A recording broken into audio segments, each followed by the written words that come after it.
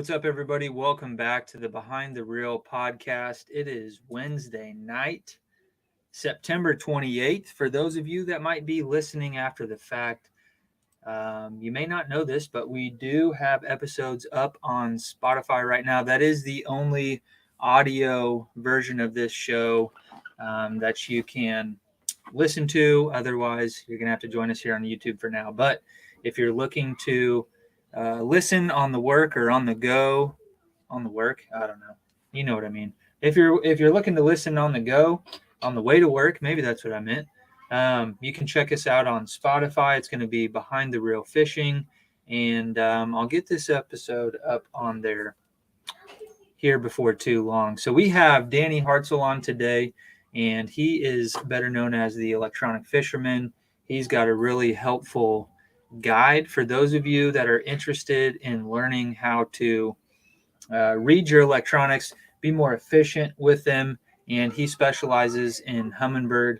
Done a lot of things with Helix, got some stuff coming up with Solix. He is over there on YouTube. They're growing that platform. If you haven't seen him over there on YouTube, make sure you check him out. We'll post up links and everything. But he's the Electronic Fisherman, not the. It's actually Electronic Fisherman on YouTube, on Facebook as well. So a lot of you guys are going to be joining because you already know who he is tonight, and you may be meeting me for the first time. I'm John Morris with Behind the Reel, and we do a somewhat weekly podcast here. We talk to kayak anglers, we talk to bass fishermen of all sorts, people that come from all different walks of life, and swim bait anglers, the whole nine yards. Bait manufacturers, other podcast hosts as well we've had on recently. And we just like bass fishing, and we bring on people that have the same interests. And Danny definitely fits the bill there. He has taken a lot of his spare time and dedicated it to helping other people learn how to be more efficient on the water. And I've talked about that a lot in some of my videos. Some of you may have seen some of my Humminbird videos, and that's really what they're geared towards.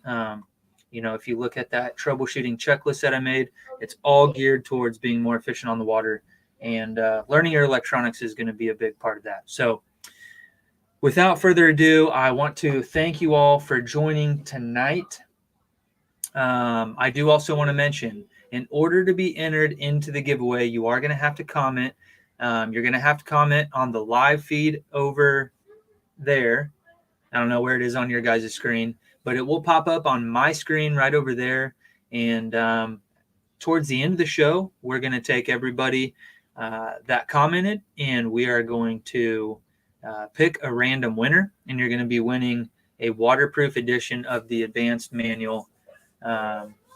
So that is, I believe, $120 value. So shout out to Danny for giving that away, but understand that you do have to comment. So appreciate you guys all watching. I see you guys that are watching right now. Go ahead and comment over there if you want to be entered into the giveaway. And I'm going to go ahead and bring Danny on.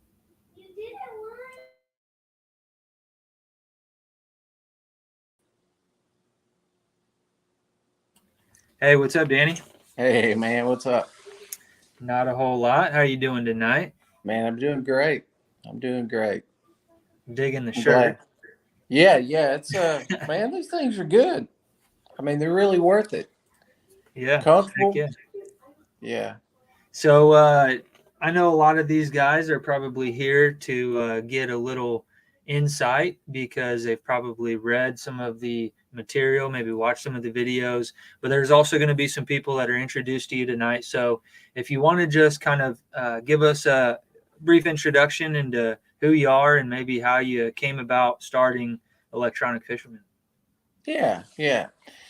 So probably about 5 years ago, I became promotional staff with Johnson Outdoors. One of their companies is Humminbird, of course, and through Duncan Lewis here locally. And I began working some shows with them, and we, I was just fortunate to be around some really smart guys and really try to absorb a lot of that stuff. And I spent a lot of time on my own researching what Humminbird had to offer, which is good. And during that time, I began to do more and more installs. And the number one question that I got when people came to pick up their equipment is, how does it work? How do you turn it on? So I was thinking, people have just spent between $500 to $3,000 on a piece of equipment, and really, it's they just needed some help. So I began the process of kind of seeing what was out there, and had a good friend in Texas that helped me a lot. I've just had people all over.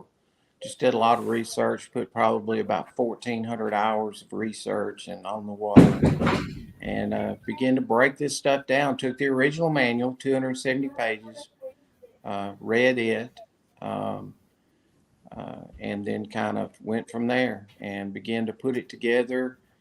Kind of a simple country boy approach: push this button, get this response. This is what you'll see on the screen.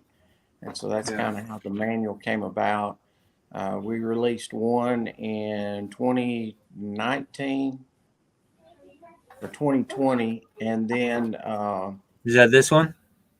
yeah, that's the OG right there. Yeah, Okay. yeah, So just so you guys all know, I am actually a customer, right? That's how we met. Is we met because I purchased one of these, because I became the Humminbird guy at Russell Marine Products, and I wanted to know all this stuff. And I actually keep this at my desk at work, and it's helped me answer your guys' questions. Some of you guys watching may be RMP customers, and you may not realize it, but this guy that I have on here tonight helped me answer some of those questions. yeah. Man, that's great. I'm really glad it's helped you. Yeah, like I said, man, we're not experts. As a matter of fact, I don't know anyone that is. There's no one that really knows everything about everything. So we're all learning this stuff together, and well, I've learned stuff from you, and that's the beauty of this, is that we can share information and get better and more efficient and catch more fish. That's what we're out there for. So Yeah, yeah, for sure. And things have changed quite a bit since this thing. Like just in the technology that Humminbird is you know Mega 360 wasn't around. yeah, I don't believe Mega Live certainly wasn't around. So yeah. a lot's changed. So you come up with the advanced manual. Was that the next one after this? Yeah, it was. So originally the first manual stayed current. It went up to the G3N from the Core series up to the Gen 3 networking. And and then they came out with the Gen 4, and I felt the need to get it updated, and we had a lot of people that wanted to know more about the Mega 360, so we wrote a pretty good section on that as well. And then doing some stuff about wiring and heating sensors. It seems like there's a lot of confusion sometimes about uh, when to use what external sensor. Whether it's a ASGPS HS, or whether it's just a GPS antenna, or whether it's just a Minn Kota, the compass itself. So I just felt like a lot of that needed to be cleared up. So that's what we did, and we're continuing to kind of stay up to date. There's a lot of software changes, and a lot of times that'll change menus. But I mean, sonar. I mean, it's been around since the early 1900s. You send an echo or a cluster of sound out. It bounces off something. It returns. It depicts it on the screen as to how far away it is, or the shape, size, density of the object. I mean, that's been used, to detect submarines for a long time. Um, and I don't mean to make it seem so simple, but really sonar is just that. So, a lot of times we try to complicate it, and really Once you understand, I think most people probably only use probably 10 to 15% of the value of what they just spend a lot of money on. So we want to increase that to where people can actually get their money's worth out of the unit. And most importantly, be able to go out and feel confident they can find something. At least they can see what they're looking at. Cast at something that they know is a fish. Heck yeah. Sorry, I didn't realize I came off of there. I don't know. It's all good. That's Those all of right. you I'll that just are talk. those of you that are listening don't understand that I just disappeared off the screen. I was having a minor panic attack, so it's probably good that I did come off the screen. I put myself on mute real quick, and then my mouse battery died, and I couldn't bring myself off of mute. So I'm glad you were able to improvise and keep it going there. Yeah, no worries. But yeah, I Um, mean, our goal originally, uh, the reason why the manual was put together originally was we wanted to make it to where when we do on the water training classes that people would not have to take notes. So I thought, well, let me just take the notes for them and put it in the form of a book, and we'll give that away as part of the class. And that just kind of grew and grew to where we decided that, hey, there's a lot of people that are just interested in purchasing the manual. Maybe those that cannot come down to Alabama, they just need help on their own waters. So yeah, that's kind of where it began, and it's kind of training material and kind of evolved, and it's still evolving. We really need to get more busy with the Solix and the Apex stuff because I kind of see that maybe in the future more.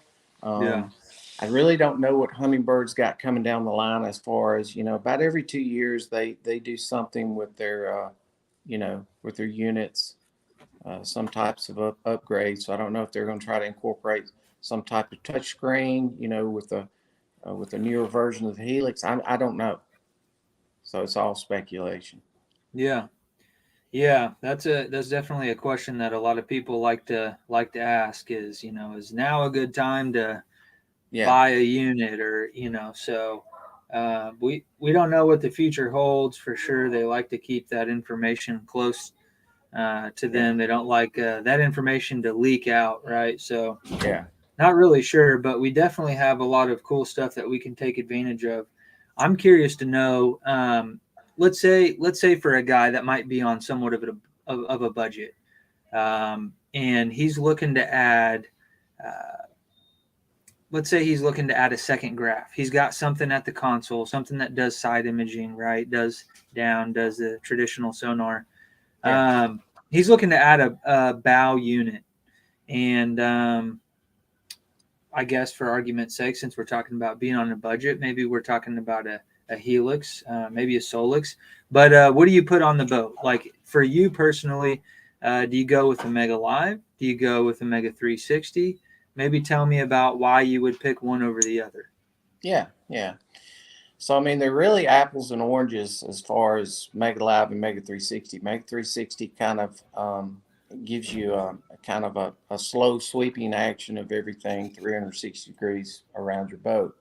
Um, I really think there's one thing if you came to me and you said, I'm gonna take everything off your boat, but you get to either keep your Mega Live or Mega 360 or side imaging or whatever. I would stick with 360. I mean, that's how important it is to me. I mean, it's Yeah, extremely effective in shallow water. Um, Mega Live is great, and they continue to improve it, and they're getting better and better with it, and we're catching fish with it now. But it's directional. So you turn it 20 degree, whatever the cone is, you turn it towards your target, find your, find your structure. I know the other day we were down here on lay and we had side imaged a brush pile that appeared to be barren from 60 feet away. And we turned around and we're able to put the Mega Live on and throw a jerk bait, just right over the top of it. And there was two or three fish that just bolted and came up out of the brush pile. So, I mean, there's a lot of controversy. Is And I'm not even going to get into all that, but I just see every aspect of sonar as a tool, whether it be side imaging, down imaging, 2D sonar. They're all just tools that we've got in this sonar toolbox that we can use, um, and they don't all work right for every application. If I'm Yeah. going to scan a big section of water, I'm certainly not going to use 2D. I'm going to use side imaging. So it's a lot of fun once you get them dialed in, and really sonar is just taking collected data and that whatever you're seeing on the screen and manipulating that data, with contrast or sensitivity to where you can now see it, color, shading. So again, really, it should not take more than 3 to 4 minutes to dial a unit in with DI and SI. Just capture an object, collect that data either through a frozen screen or through a zoom screen, through a zoom box, and then just blow the data out and back it down until what you see best. Same thing with contrast, and play with the color some. And so I mean, it's people oftentimes think that sonar is something that you can get these magical settings and you can use those and those will work, and it's just not the case. You know, your sonar settings will change. So if you move around on a body of water, you might encounter some water that's got some color to it. You might have to, you know, change your sensitivity or your contrast in that particular section of the lake, or you might move to cleaner water. You might have to add more sensitivity and decrease contrast a little bit. So I mean, it's all in what your eyes see best. So when we do on the water classes, we just try to keep it real simple. I don't even choose. I even look away from the screen and I let the customer you know, pick what looks right for them, because they're ultimately the one that's going to be behind that steering wheel scanning and looking. Yeah. Yeah, for sure. Yeah, it seems like and I don't ever vary very far from, the standard Yeah. Default settings. Yeah. the default settings. It Yeah. seems like I might be up one or two or Right. maybe three or four, Right. but um, it just seems like they've got a pretty good idea of where the vast majority of us are going to be. Oh, yeah. And Yeah. typically, if you leave it on default settings, you're going to get some good returns. You're going to be able to Absolutely. tell exactly what you're looking at. People oftentimes want the magic settings. What are your settings? What are your settings? Yeah. I don't even really like to go into that. Like, Yeah. just because it's not that simple. It's not that complicated, but it's not just okay, put it on this and you're good. Like you may Right. not be good. I'm fishing really dirty water and you may not be. Yeah. For the most part with sonar, generally you want to accent, you want the harder stuff to appear brighter and the darker stuff, descending terrain or softer bottom, to appear darker. So I mean, you just want to adjust your screen, adjust that collected data to where you get that view. um, and default settings are an excellent place to start. And really, honestly, a lot of people do not utilize the simulation mode to.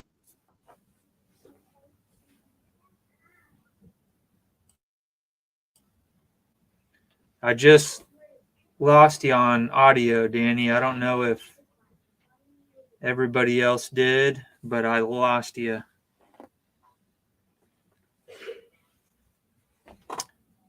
Let me know if you guys can hear Danny or hear me. Maybe you can't hear me.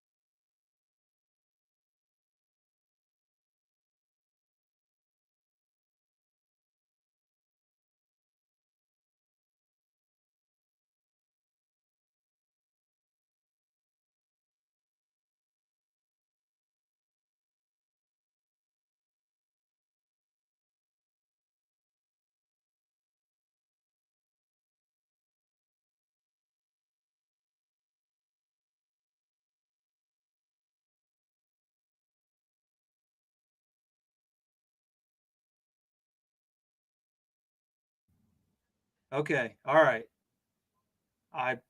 Now you should be able to hear me. Sorry about that. I guess I was just talking to myself there, and I noticed that my mic was muted, which it does not appear to be now. So somebody over there, if you don't mind, in the comments, let me know if you can hear me. Can you hear me or not? Yes? No? You should be able to hear me based off of what I'm seeing on my screen. Okay. All right. I am back. All righty. I do want to thank you guys over there in the comments for jumping in here, and we are going to get you guys entered in for that drawing. Turn your attention over, for those of you that are watching, you will see on the side of the screen here the Electronic Fisherman YouTube channel, and that is what that's going to look like. So when you go to YouTube, just type in Electronic Fisherman and hit that subscribe button. You can see right there I've already hit mine, so it's not red. Yours is going to be red if you're not subscribed. Click that button and click that bell right here. There we go. We want to see all his videos when they come out, but he's got several different videos here. He's got the 2D sonar and setup, 10 common 2D sonar questions. He's got down imaging setups and features, 10 common down imaging questions answered, side imaging setup, and the side imaging, the 10 common questions answered there. So he's got some really good feedback, right? He's had these videos up for around a month, and you guys are watching them. Make sure you tell your friends about them. It is helpful to have those videos to lean back on when you have questions. And if you've got good cell reception out on the water, you may end up having to pull one up while you're out there. Danny, are you back with the mic yet? No. You might just try using the mic that's on your phone. If you have a mic plugged in, you may just disconnect it, and we can probably hear you just fine with the standard mic that's built into your phone. You might try that. So Scott over here says that he loves the content, always trying to learn my electronics, and you guys help break it down so I can understand. You know, he did mention that too. He kind of tries to put it into, I think he said something like a simple country boy, would understand. And a lot of people really do appreciate that.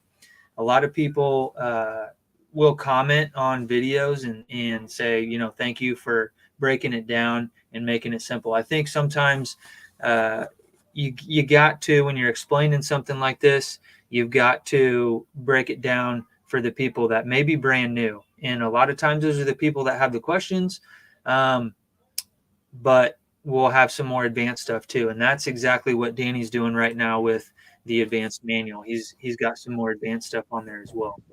I think we've got some audio from Danny. All right, you there? Yep, it's a little muffled. Yeah, let me see if I can take me off for just a second. Let me see if I can correct it. I apologize. Nope, you're fine. You're fine. We'll figure it out. All right, and then let's see here. Jim, want to shout out to Jim Short there. He says, sure hope these podcasts continue. It is so great to have the knowledge to learn from. And Jim, we are doing this just about every week. I'm trying to get back on track and do this weekly. For a while there, it was like a monthly deal, but I'm trying to set a Wednesday evening aside to have somebody on. And I would definitely like to have Danny back on again, and we can dig into some more specific topics. If you guys have any questions, post them over there, whichever side it is. Post them over there in that comment section, and we'll get to those as well. I would like to answer a couple specific questions that maybe a lot of other people would have, and then we can also refer back to some of the video and the videos that either one of us have done, or maybe even the manual can help you out in some of those cases. Can you run side scan and Mega 360 at the same time? That's something we'll get to here in just a minute. I like that one. Okay. All right. Okay, man, that sounds great. Okay. Okay. I don't know what happened. I don't know. I apologize. It just went blank. So it's all good. You probably should be sorry because they just had to listen to me ramble for the last 5 minutes, and I'm not very entertaining. That's why I got to uh, bring guests on the show. I don't think I've ever done this solo, and when I did one time, and I think I made everybody's ears bleed. no, it's all good. It's all good. Um, Man, I don't even know what I was talking about, but let's take some questions. Do whatever you want to do. Yeah, Sorry about we that. got no, you're good. We got Jim here, and Jim has a question. Can you run side scan and Mega 360 at the same time? I'll let you take that one away. Yeah. So, Mega 360 is basically a spinning side imaging. If you look at the pod itself, it's got a little transducer that rotates on the bottom, right? So it takes precedence over. So that's the reason why you need like a Y cable whenever you're setting up your 360, because you can take like a DI unit, a DI plus unit. So that's the benefit. I think that was your question before we went blank. That was your question. What would I put on the front of the boat? Yeah, And I would just put a DI plus unit on the front, especially if you have Mega 360, because you can obtain your 360 on that unit based off of you can set your Mega 360 to side imaging only, and it will lock it in the forward position, and allow you to move and gather SI information just like it would be if it was mounted on the back of your boat. yeah, So yeah. yeah, that'll save you some money if you just go with the DI unit up front, especially if you have a Mega 360. Just make sure that you get the models that are required for Mega 360, which I believe are G3N, G4N. It's a Mega Plus. Got to be Mega Plus, G3N and G4N on everything over 9 inches. Yes, sir. There's some exceptions under 9 inches when it comes to running Mega Plus technology. We won't really get into that, but if you're at a Helix 9 or above and you are at least a DI, then you're good to go on either Right. one, Mega Live or Mega 360. Yeah, as long as you have the right, Y cable in place to where, some people just choose to plug straight into the back of their unit. Others want their external transducer to still be in the game so they can obtain depth. That's one thing about 360 is you will not have depth. Now you will be able to get a pretty good idea of how deep you are based on the calculated, range lines. If you've got them set 60 feet, you're going to have range lines of circles every 15 feet. So if the black part or the water column portion of that is within that black circle, you'll know that you're approximately that depth, but it does not give a depth reading. So that's the reason why the appropriate Y cable is necessary for you to have, your DI readings and your 2D readings as well as your 360 readings. Yeah, and I agree. Definitely start out with, and if your plan is later on down the road to add the Mega 360, Mm-hmm. which I will just give a shameless plug, Russell Marine Products does have the Mega 360 in stock right now. And if you Yeah, want one, you can order one from this guy. And all yeah, you got to do is call up Russell Marine Products and dial extension 407 or ask for John. Ask for the Humminbird guy. They know who I am. yeah. But okay, I want to say this though. If you're planning on putting Mega 360 on the boat and you're starting out with that DI unit, just like Danny's saying, you can build off of that, add Mega 360, go through the Y cable. Now that Y cable is actually something um, that is unique to Humminbird. All of the other brand Y cables, they don't actually do what the Humminbird Y cables do, which I think is a really awesome benefit. Yeah. And so what they do is they will actually block, and I may be saying this wrong, but they essentially block certain information from coming through.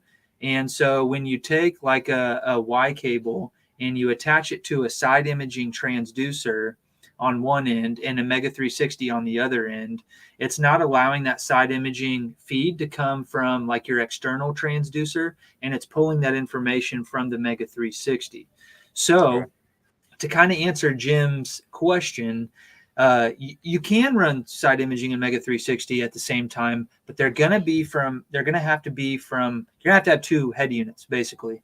So you're not going to be able to get your 360 reading and then also get your side imaging reading if it's joined through a Y cable. That's right. That's right. Because they're basically the same thing, like he was saying. The Mega 360 is essentially a side imaging transducer that spins in a circle. So yeah. The benefit of having Mega 360 is that you can save some money by going with the DI up front, DI plus up front, yeah, with the right Y cable, of course. A lot of people get confused because they don't have depth readings with Mega, or get aggravated because they don't have the right depth readings with Mega 360, and you're just not going to get it. That's the reason why that Y cable is necessary. yeah, So and they you do can, the and you can split that screen. You can reduce that screen down to a 360 and maybe a 2D sonar, a 70-30 split, yeah. to where you can still have depth reading if that's something that you feel is necessary. But you know It, what and in what my opinion, it absolutely is necessary. I yeah, think, you could. Here's an example. The 360 is really awesome for seeing structure. Really, yeah, really incredible for seeing rock or seeing brush right, piles or seeing hard to soft bottom transitions. Right? It's really great for that. But you're also going to see fish. If there's a school of yeah, fish underneath you, you will see it.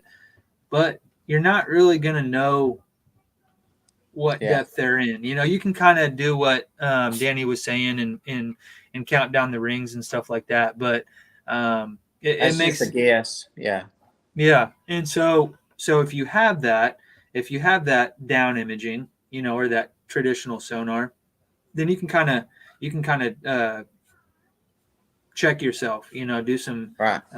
You can say, okay, well, I'm seeing this school of fish out there, and it might be 30 feet in front of you, and you Yeah, can see it on your 360 screen, and then you may not want to go spook those fish. Okay, yeah, you may not want to go over the top of them because you may spook them. So, but you're seeing fish coming underneath the boat right. at Yeah, 15 foot or whatever it is. You can kind of throw a presentation and kind of do some guesswork there. yeah, yeah, yeah. That's right.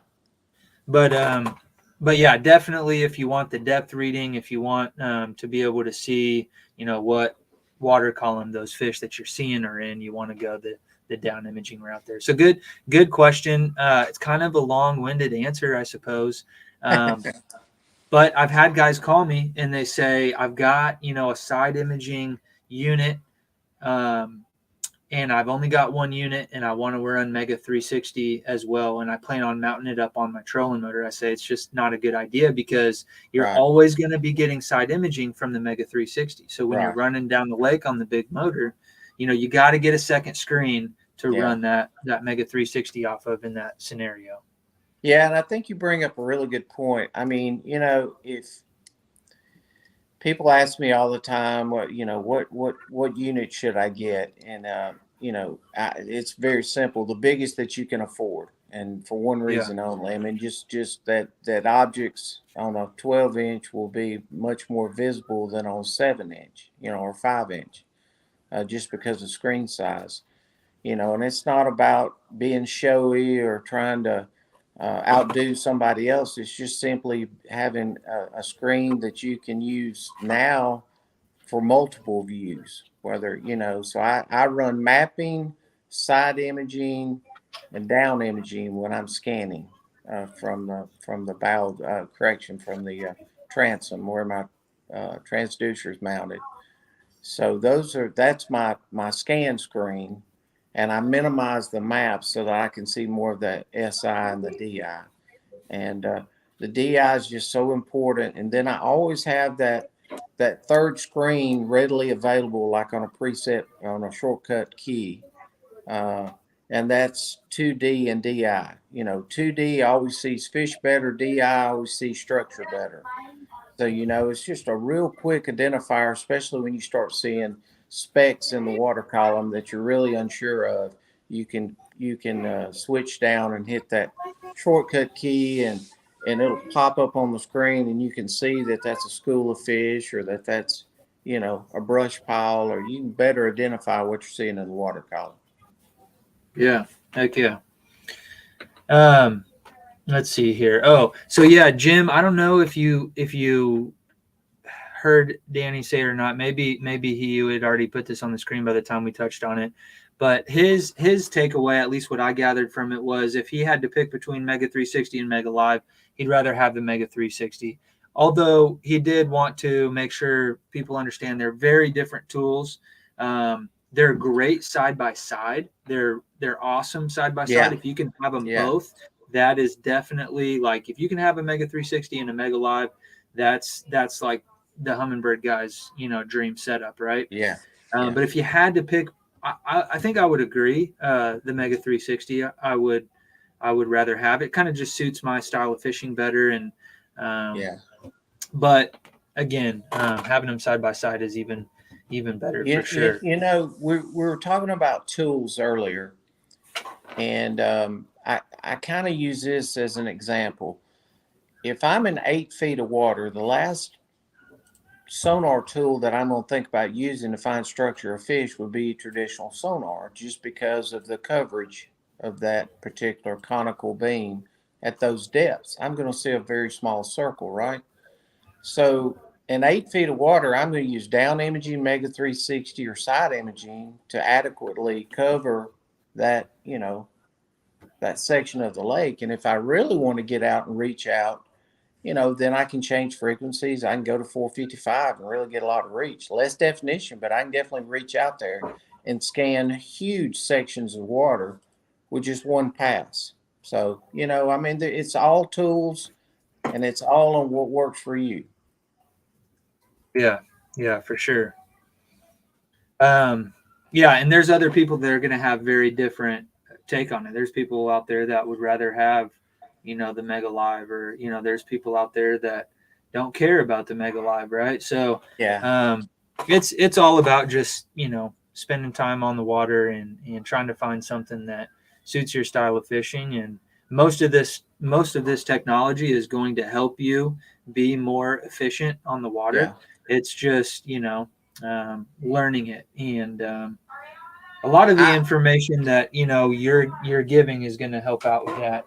And do you yeah. have some stuff that's kind of more geared towards, like in the newer manual? Are you doing some more Mega 360, Mega Live Yeah. stuff as well? Yeah. So currently we're working on the Mega Live stuff. I kind of wanted to wait. Like I said earlier, Mega Live has come a long way, and it's really gotten good, in my opinion. I mean, we're seeing fish, we're clearly seeing brush. But as they continue to improve upon it, I wanted to wait just a little bit longer, and I hope to maybe in November begin to write a section on Mega Live. Yeah. I've currently got a section in this book that's going to be given away tonight. That's about 17 pages on Mega 360. It's a deep dive into Mega 360. So, Nice. you know, um, Mega Live is coming along, man. It's a great tool. And I think given time, I mean, hummingbirds never really stayed below first place for very long. They're gonna improve upon it, and we're liking what we see. Every time they update software, it just keeps getting better and better. So we're excited about it. Yeah, and I've had it out here since that new update, Oh, it's and fantastic. Yeah, I'll say that and people don't like hearing that there's issues, but there's issues when new yeah, stuff comes out, and I think yeah. that as long as that stuff is actually being Addressed. taken Yeah, care of, yeah, being addressed, that's what we want to see as consumers, right? And and they do that. Yeah, they're Yeah, very and good. Yeah, there's been several updates in the last couple months even. So yeah, they've been a lot more rapid yeah, fire with those updates than I would have honestly expected. But yeah, that newer update, I have to say it. I was having those freezing issues. yeah, I had quite a few issues. I'm running G3N units and yeah. Helix, and I think that the Helix units have been a little bit more susceptible to issues, and maybe the Sure. G3Ns. I don't know Yeah. that for sure, but I was having some issues, and honestly, it seems like that 760 update might have just taken care of the problem altogether. Yeah, I agree So totally. I I I I I'm running kind of a mixed bag for one reason only is because I teach this stuff, and so I need to be able to help those who have, not just Helix but Solix as well. So I run my Mega Live and my Mega 360 off of Solix, and I've never really had issues with that. Um, but yeah, I think, man, and just give them time. I think that this forward facing stuff is just going to keep getting better and better. Um, we're excited. yeah, yeah, absolutely, and it is. It's gonna keep getting better. I do want to address fire jumping Jordan. Um, he was wanting to know: is there a way to get one of these awesome behind the reel hats with a Mastercard? I actually was not aware that we didn't accept Mastercard on the Shopify page. So Jordan, if you want to get one of these hats, shoot me a message directly, and we'll figure out a way to get you one. But yeah, I believe there is a link to the Shopify page in the description of the video, and you can go get one of those T-shirts like you see Danny wearing, or you can get one of these hats. I've got them in a couple different color options right now. So yeah, that would be really awesome, and it's just really cool to see people rocking the merch. And there's been a bunch of you guys that have reached out and bought some of it, and love seeing the pictures of wearing it around the house and stuff. And we need to do a giveaway related to wearing the merch with fish in the picture. That's gonna be the next one. I'm waiting to get like a double digit picture. I mean, we need some big old Alabama bass. Yeah. But if you got yeah, Jordan, so shoot me a message, and then we'll figure out a way to get you a hat there. Um, let's see, what was the other thing? Oh, I saw one here that I wanted to address as well. I'm going to skip over a couple just while it's fresh on my mind. But what we're going to do here is we're going to remove that. Okay. He's asking about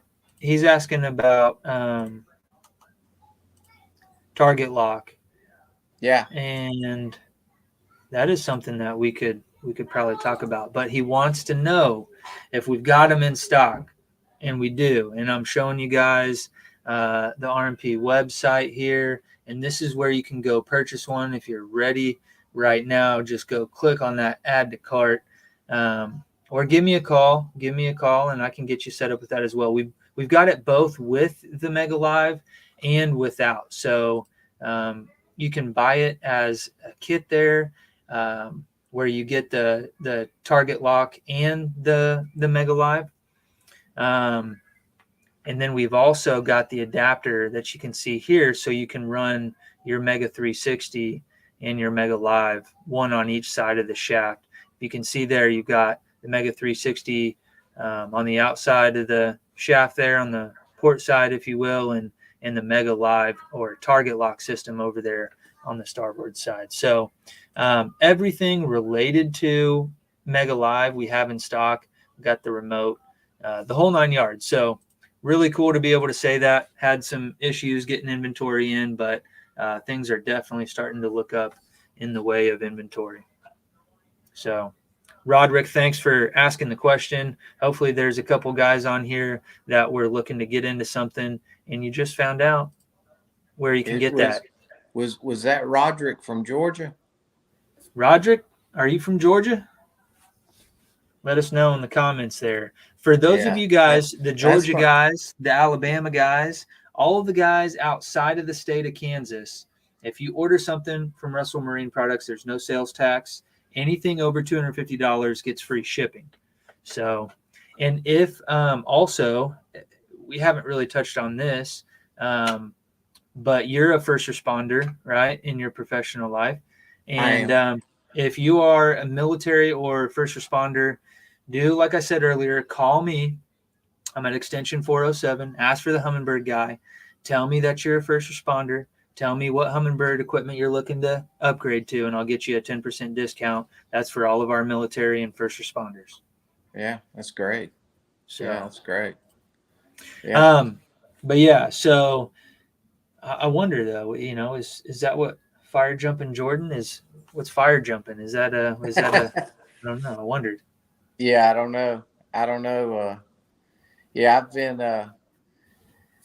I've been doing this a long time. I've got 3 more years, and so hopefully I can hang on and continue and finish out my career. But I've been doing it a long time. But Yeah, my dad was a paramedic for many yeah, years, and yeah, he was a paramedic, and he always worked in law enforcement yeah, as well. yeah, And so he's full time law enforcement now. But yeah, we spent a lot of time at the fire station. yeah. Yeah, most of us are paramedics as well, but man, it's been a great career. But this excites me. This sonar stuff, you know, uh, great products, and it's really cool when you get stuff that works, and you can go fish and have a good time.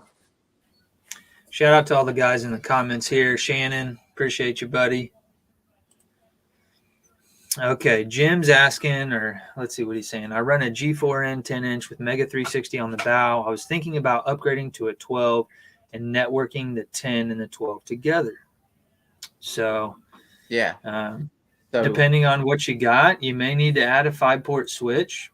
yeah, Definitely going to need an Ethernet cable. Definitely going to need a dongle, if you will. yeah, That's some slang term there for you. yeah.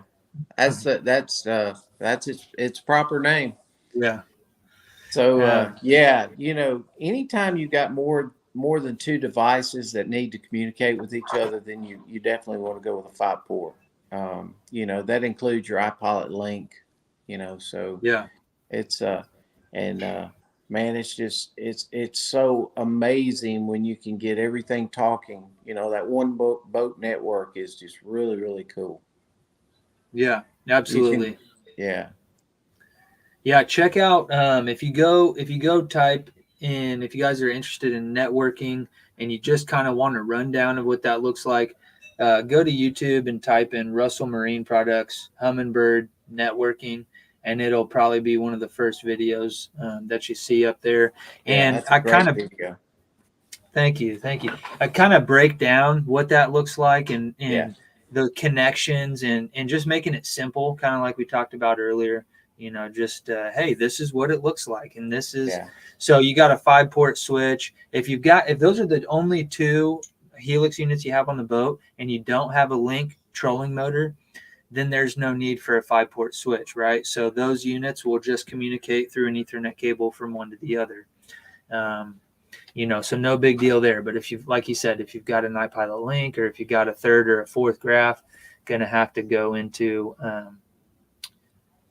the 5-port switch. When you add Mega Live, also gonna be communicating through Ethernet. Also would yeah. require a It's 5-port definitely switch. yeah. It's definitely an Ethernet device. Hey, one thing I wanted to touch on is, and a lot of people ask me this, when you're sitting still, your map will show just the basically a circle. The only way to obtain a course over ground or an actual heading line is by assigning it, and the only way to assign it really is through an iPilot link or through AS GPS heading sensor, which can be calibrated and put on your boat. So a lot of times people say, man, I don't have any idea when I'm sitting out there and I'm spot locked, really my orientation of the boat and relationship to the waypoints. And Yeah. that's just a really, people don't realize that you can use that iPilot link and assign it as your source of heading because of the GPS in the head of the trolling motor. But that's just, that'll save you a couple of bucks. Well, a couple $100. I Couple used to hundred say, bucks. actually, it's probably a lot more than that now if you can find them. So Yeah. It's I think it's like $209, something like so. It's right around a couple $100. And here's right, something too: when you guys are looking at purchasing a trolling motor, okay, I want to go with an Ultrex or a Tarova or an Ulterra. It really doesn't matter. yeah, And you're looking at spending a bunch of money on a trolling motor, and you're looking at advantages of link versus non-link, and you see that $500 price difference. If you yeah, don't have a heading sensor on the boat, you can take that $500 or whatever that price difference is and subtract it by $200, and yeah, now you're talking, $200 or $300 difference, and yeah, it makes it a little bit easier to pull the trigger on the more expensive option because, well, maybe you don't ever want to follow a contour with your trolling motor. Maybe you don't ever want to yeah, go to a waypoint, but having that heading built into the trolling motor, yeah, not having to drill the extra holes to install the antenna, yeah, you know, it might be worth it, to yeah, you to spend a couple extra bucks there. So yeah, got a video definitely. on that too. Check out the Humminbird playlist, guys. Yeah, that's awesome. Fire jumping Jordan. Oh, how many of the pink hats did you sell? That may be my style. I sold a few of them, and Yeah, I got one for my wife. Yeah. yeah, okay, yeah. I think yours might actually be the only one that went to a male. The other one or a She female. wears it. Yeah, Yeah, yeah. Everybody else that ordered it were just a single guy ordered one for. I'm assuming yeah, for himself. Just because yeah, pink's cool. yeah. It Uh, Yeah, you were talking about troll motors, and I think it's important. Everybody says, what length do I need, and what configuration do I need, and I think it's important. Really, I know that down here in the South, you see more Ultrexes, and I think you see more Ulteras and Tarovas, maybe north of us. Um, yeah, but they all have their place, and really, when you start talking about Mega 360 and forward facing, you need to take that into consideration for sure. because of just the way that they deploy.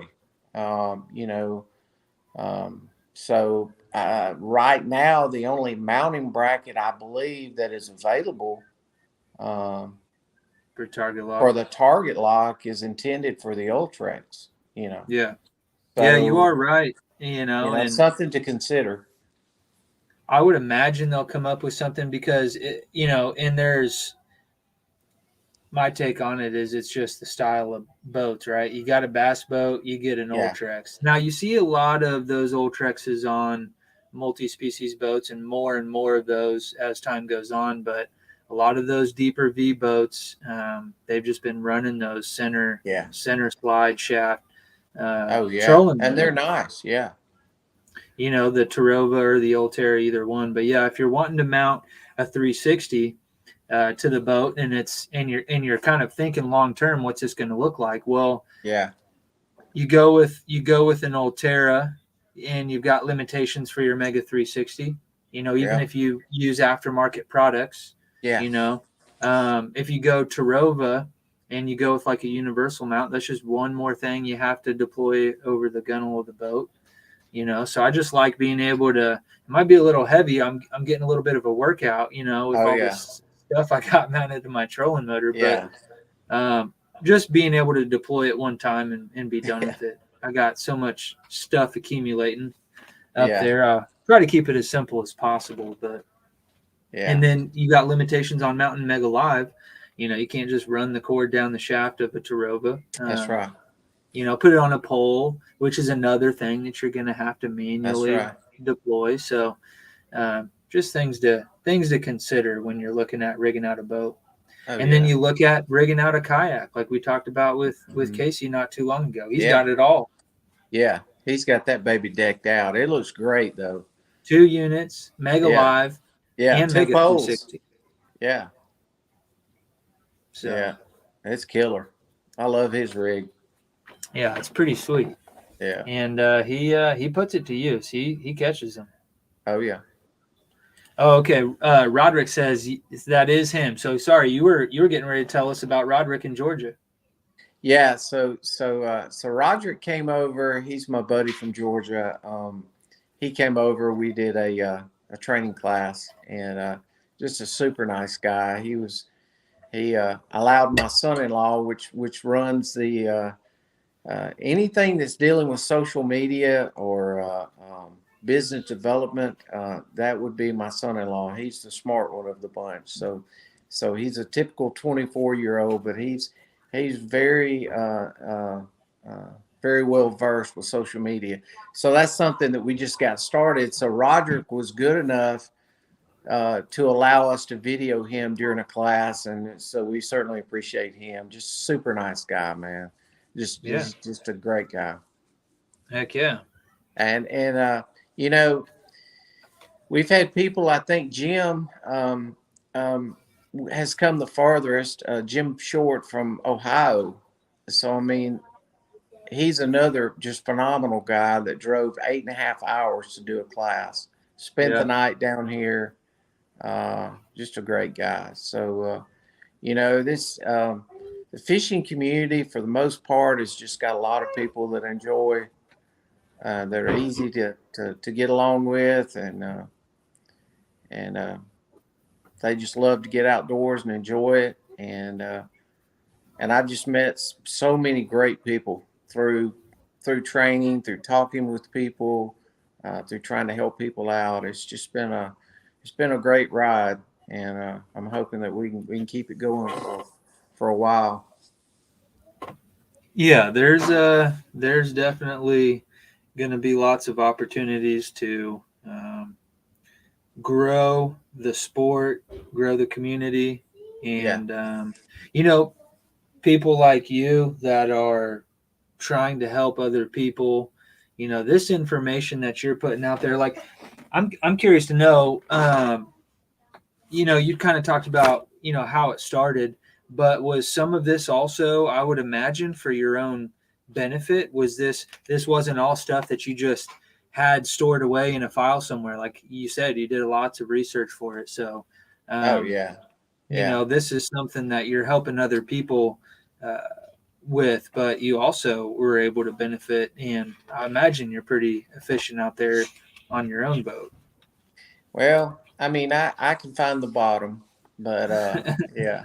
Uh, no, I mean, like I said earlier, man, I've just been very blessed, John. I mean, we've gone through. It's taken a lot of work. I put a big portion. My wife and I have worked very very hard at this, and we've helped hundreds and hundreds of people and sold, well over 2,000 books, and I've met a lot of great people, but um, it's we're definitely going to keep doing our research, and we're definitely going to try to stay up with Johnson Outdoors and with all their new technology that comes out. And we hope to get some stuff out on the Mega Live soon. But I'm just not going to rush that until they kind of get it stabilized, kind of get it to where they feel like they've got to, there's really no huge updates that they need to do, and then we'll put some stuff out there. But I use it. We use it on other people's boats. We train on it. It's a great technology. Yeah, something too. There's some really good illustrations here too, so Yeah. um, really get an idea of kind of what you're looking at. You know, you've got it's really well written. I know I've already kind of bragged on it a little bit, but Oh um, man, I appreciate that. Yeah, we took probably about 30% of that book out because it was somewhat outdated and it was redundant. I had a real close friend of mine, Craig Copeland, in Texas. Unbelievable, the amount of help that he helped Katie and I while we were writing and researching. Just top notch guy. extremely smart with this stuff. And I've just been fortunate. There's been so many different guys through different forums, through different, I've got a friend that the Pickwick Marine guy, he and I became friends, and he's just helped me learn so much about installation. So you have to give credit where it's due. You put in the work, but being around smart people doesn't hurt. Yeah. Yeah. And, networking is a real thing, Yeah, so the yeah, more that we can all kind of get together yeah, and share our opinions, share our experiences, yeah, it's gonna help. It's gonna help the next person as yeah, well. And hearing your guys' feedback is important too. yeah, That kind of helps us figure out what kind of information we need to be putting out there. yeah, I'm gonna get a list going, yeah. and we'll do Do you have any other questions that we need to address before we do the giveaway? yeah. If you guys have anything specific, just make sure you're putting it in the comment section there. And I'm working on a little list here. Yeah. Let's see.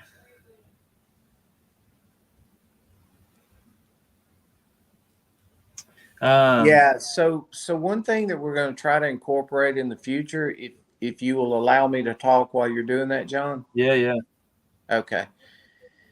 So as you pointed out earlier, we've got two social media, actually three. We've got Instagram that my brilliant son-in-law just started, but we do Facebook, Electronic Fisherman on Facebook. We also do Electronic Fisherman on YouTube.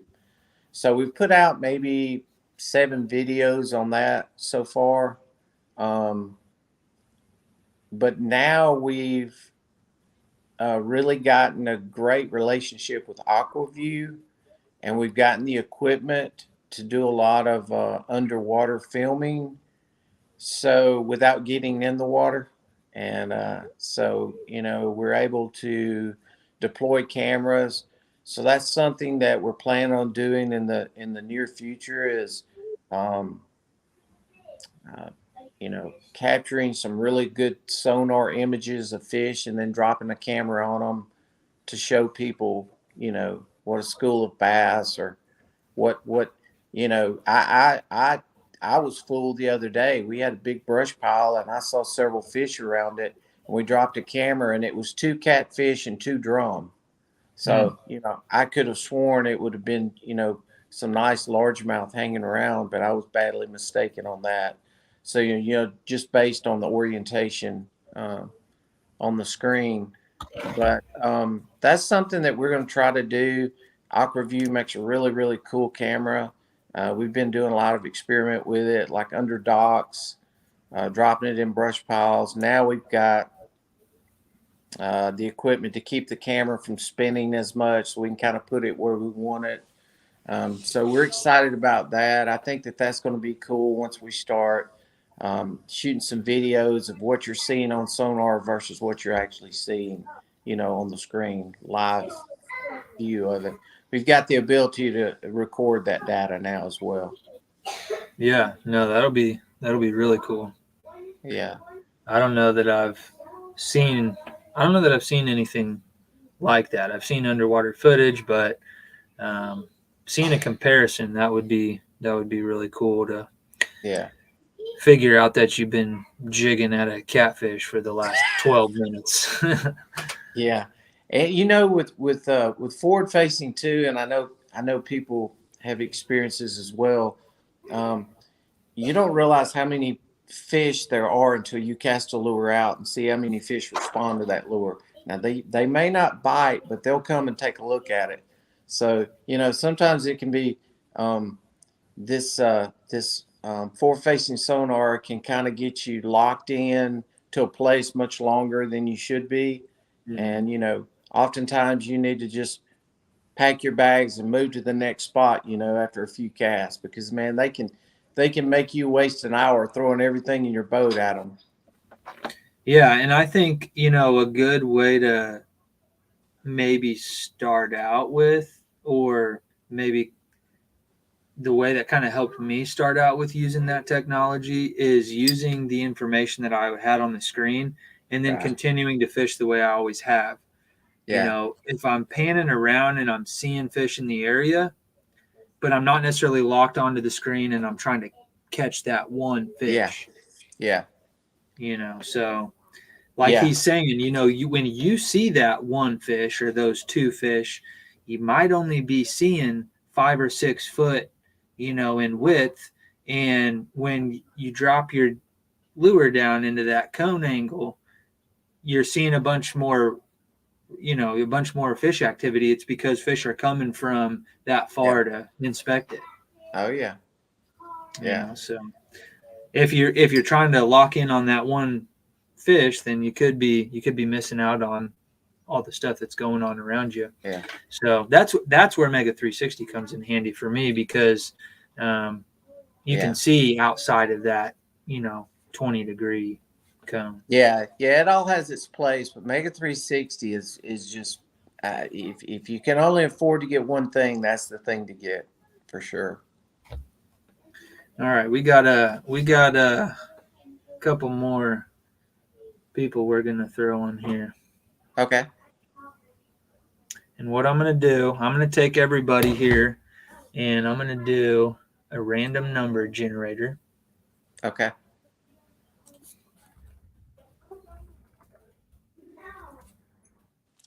Okay.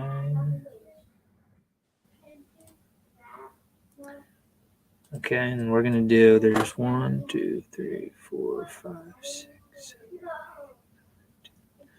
We've got 11 people I'm entering into this. Lots Okay. of comments, though, by the way. Yeah. Lots of guys that are having a bit of a conversation with us tonight. Oh, And are they?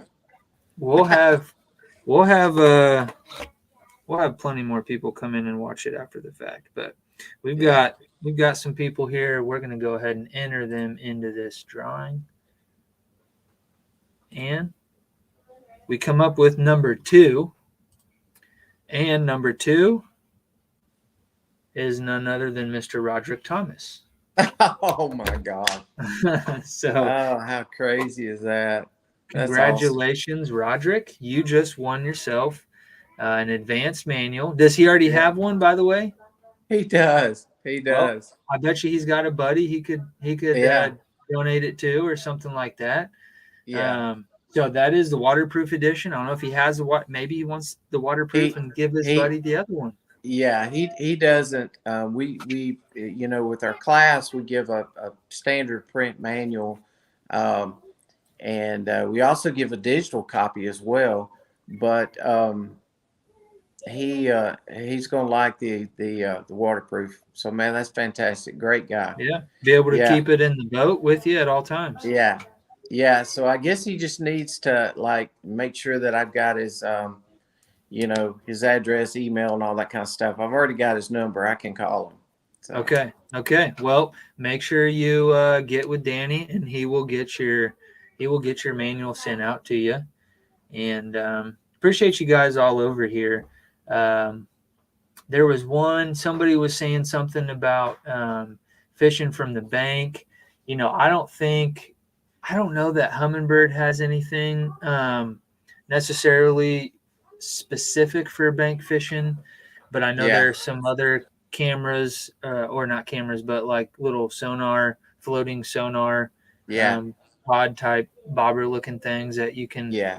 get some, I don't know, 2D and maybe even some like down imaging. You can get some pretty good structure information from. Yeah. Yeah. I don't know. I don't I know know. that there are guys that have purchased live scopes or mega lives or active Yeah. targets from me that will carry around a mobile system and do it like if they're fishing on docks and stuff. Oh yeah. So you could probably rig something up like, a 360 or a mega live, something like that would be kind of cool to have some Oh sort yeah. of mount that you could maybe put 4 or 5 feet off into the bank. Yeah.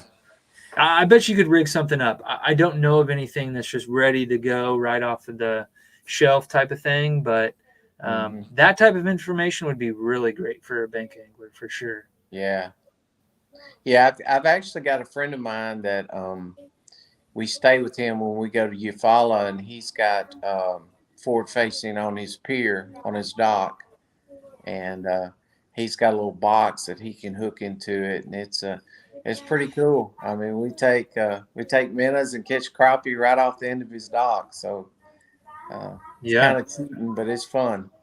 Oh, for sure.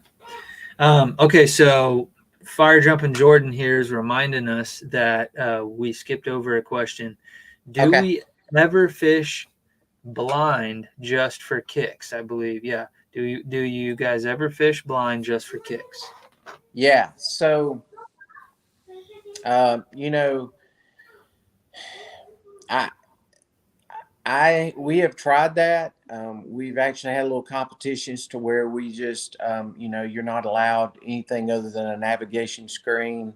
Um, but that's actually a lot of fun to do it that way because you have to use instincts and previous patterns, and you have to figure out fish, just based off what you see, and not what the sonar is telling you. So yeah, that's something that we've done, and it's fun, and I can see definitely see a time when that would be good. But unfortunately now, um, it's really unfortunate that a lot of this stuff is so expensive because it it keeps it keeps certain people from being able to purchase it. I mean, who's got that much money to put into electronics? So you know, hopefully in the future they'll figure out where the limit is and they'll stop there. I don't know what the answer is, but I do know this, and if they do allow it in certain tournaments and you don't have it, um, you're kind of fishing for second. So Yeah, yeah. I mean, whether we like it or not, it is very effective. So Yeah, when I like to do it, I like to do it when I'm up fishing in the creek. And yeah, the creeks around here are very small, yeah, and so maybe when you're on a big huge body of water where the creeks are as big as our lakes are, probably not a great time. But when I'm up in the creek and I can cast from one side of the boat all the way to the bank and do the same thing on the other side, yeah, I like to turn my sonar off.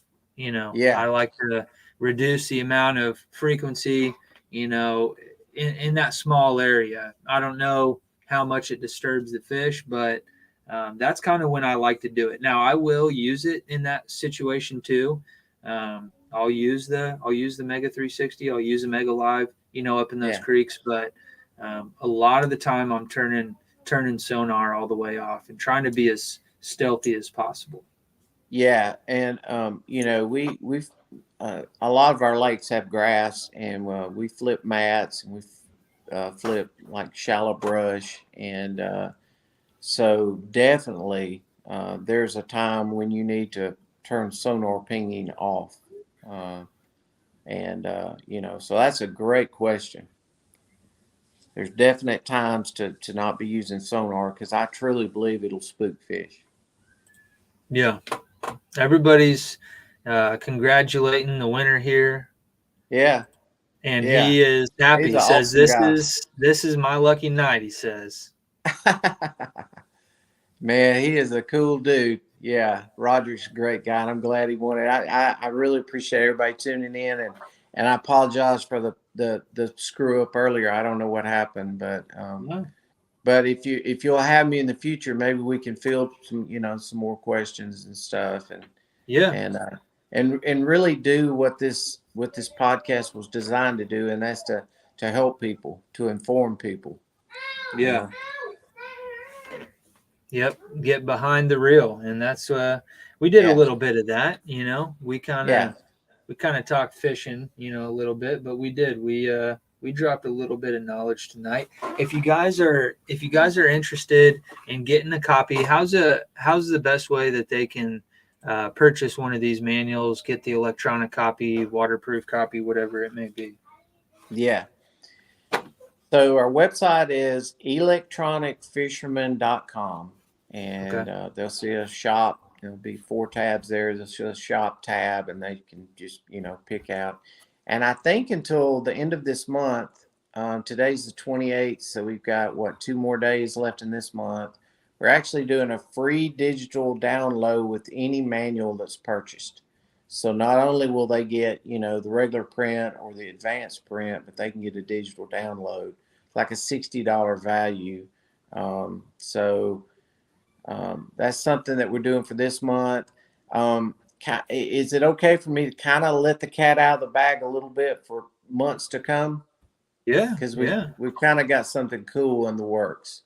Yeah. So I'd like to I hear it. think it's November that we're really gonna start putting some stuff out there. We've affiliated with some really good companies, and we've got some stuff that we've purchased and stuff that's been donated that we're going to do giveaways for people, to check out our social media stuff, whether it be YouTube or Facebook or whatever. But we're actually, I think if we can get it in time, we're actually going to be giving away a Helix 10 Gen 4 G4N side imaging unit. Nice.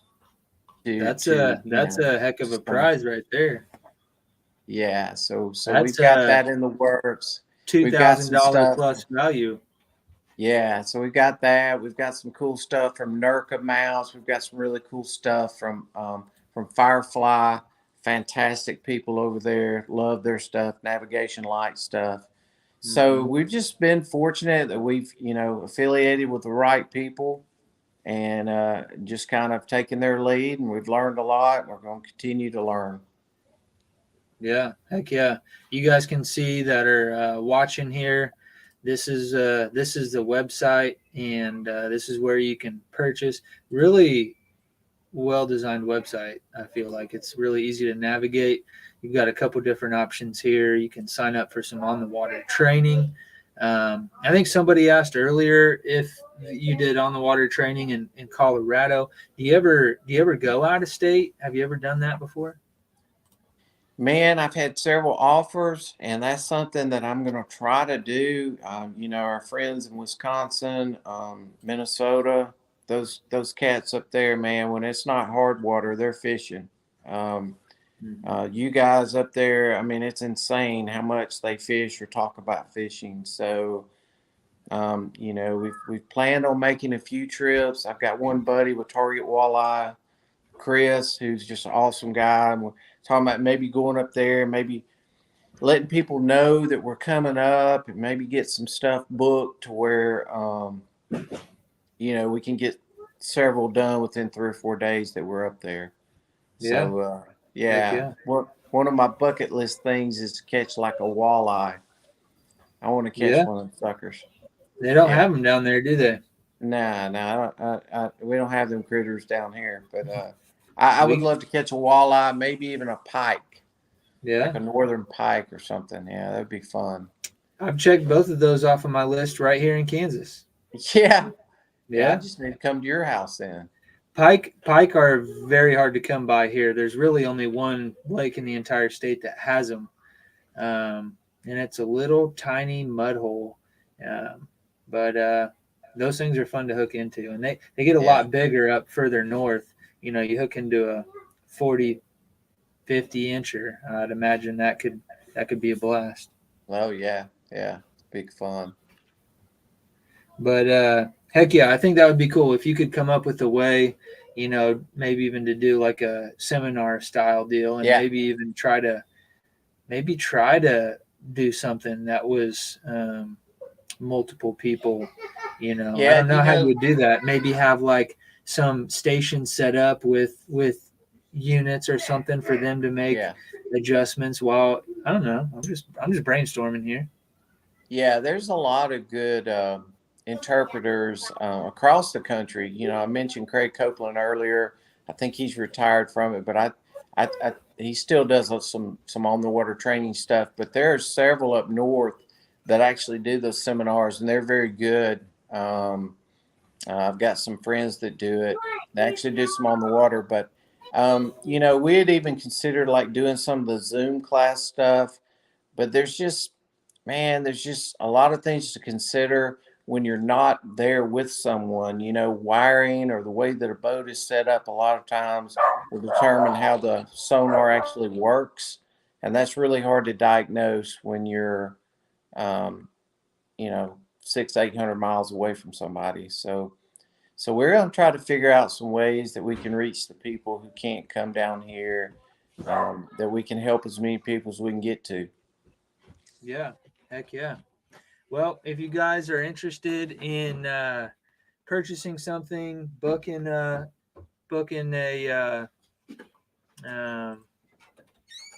sorry, I just had a brain fart there. On the water training. There you go. I wanted to say seminar, but I knew it wasn't right. Need an installation done, anything like that, go over to electronicfisherman.com. Yeah. Hit them up on Facebook, subscribe over there on YouTube.